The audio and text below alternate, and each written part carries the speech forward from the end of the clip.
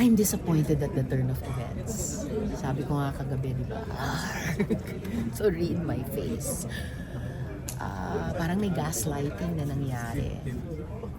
Hindi kaya gumamit ng iba't ibang mga salita para malito tayo.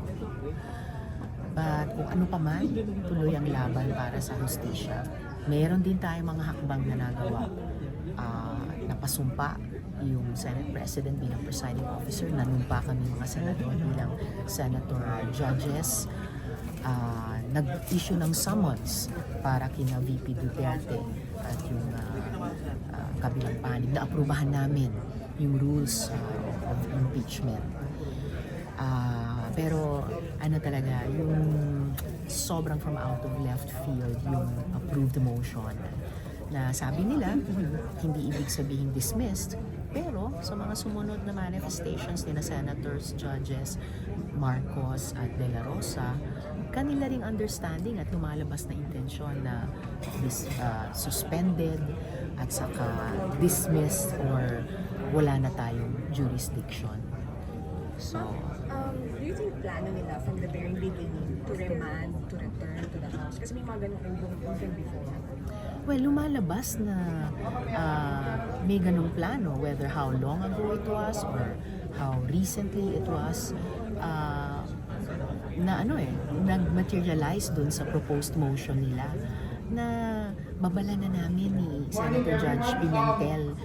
Masyadong maraming dangerous words subject to interpretation at saka ambiguity. So was there parang play yung nangyari kahapon that resulted to this? That resulted to remanding. Yung parang nagkaroon ba ng laro?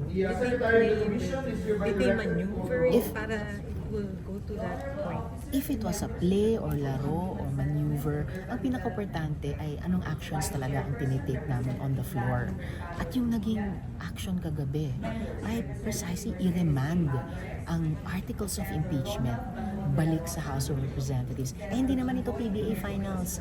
Bakit ginawa yon ng Senado as an impeachment court? Kung ang layunin lamang ay mag-certify ang House na hindi nila violate yung one-year rule dahil daw 3 o 4 na impeachment complaints ang ni-refer.